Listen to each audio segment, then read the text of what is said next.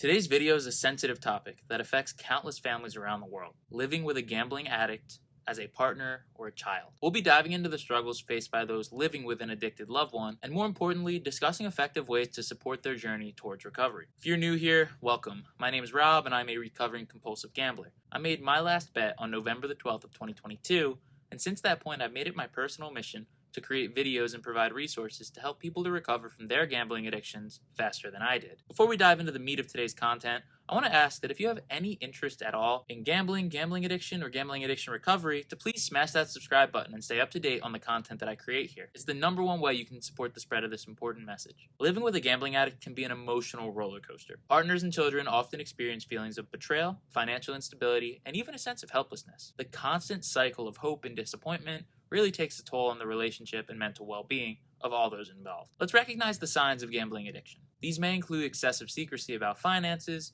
mounting debts, neglecting responsibilities, and borrowing money from friends and family in order to gamble. Identifying these signs early on is crucial for intervention. Now, here's some tangible steps that you can take to aid in their recovery journey. One of the most important steps in helping your loved one is having an open and non-judgmental conversation. Express your concerns and your feelings without blaming or accusing. Let them know that you are there to support them and that they're not alone in this journey. This may not be one of the most comfortable conversations you'll have, but it's very needed. As gambling addicts, we often feel really isolated, and we think that nobody really understands us or the thoughts that we have. But hearing that someone close to us, either our partner or a family member, wants to help to try to understand and offer their support, that really makes an impact on our outlook on the situation and provides us with some motivation to move forward. Gambling addiction is a really complex issue that often requires professional intervention. Encourage your loved ones to seek help from a therapist or a counselor specializing in addiction or gambling addiction. Professional guidance can provide them with the necessary tools to overcome their struggles. I saw an addictions counselor, and though it wasn't the overall fix for me, it absolutely got me moving in the right direction. I think that with a lot of the things that we try in our recovery journey, we expect it to be the one thing that'll make the big difference and cure us from a gambling addiction. But once we come to terms with the idea that each positive thing that we're doing is a tool in our tool belt in fixing an ongoing issue, we begin to see the value in each small step forward, including attending a professional therapy session. Living with an addicted loved one means setting healthy boundaries. This might involve protecting your own finances, refusing to enable their behavior, and even providing the tough love that they might need by setting them straight when their urges start to kick in. Remember, tough love can sometimes be the wake-up call that they need. It may feel like you're creating a rift or arousing resentment in your relationship, but you're really making a huge impact regardless of how you might feel about it in the moment. I know countless people from my support group meetings who claim that having some tough love along the way from a parent or a partner is really what helped them to move forward in the right direction, and without it, they actually admitted that they think they would have had a much harder time getting clean. Next, support groups, whether in person or online, offer a safe space for both of you, and specifically your loved one, to share experiences and learn from others. These groups provide a sense of community and the realization that recovery is possible.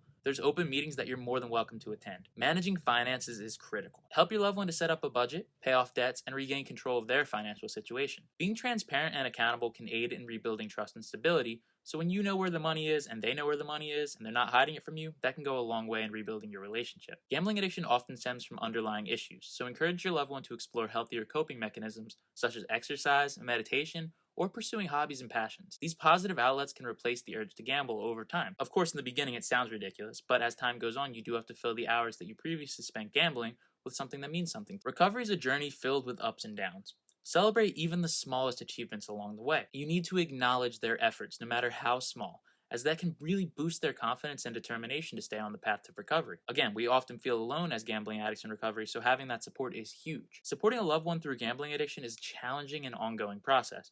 Remember to be patient, understanding, and offer unconditional support. Recovery takes time, and your unwavering presence can make all the difference, even if there's slip-ups along the way. Now, in speaking with family and friends who were around me when I was in the midst of my addiction, I did a pretty good job of hiding it, so there's a chance that you may not even know that your loved one is struggling with a gambling addiction. But if you notice any of these signs that were previously mentioned, it's worth having a conversation. You don't have to be overly intrusive, but just say, hey, is everything okay with your gambling? I'm here to support you. I'm just worried about you. Kind of just touch base and be honest with them that you are a little bit concerned about what you're seeing. You don't have to be a nag to express support.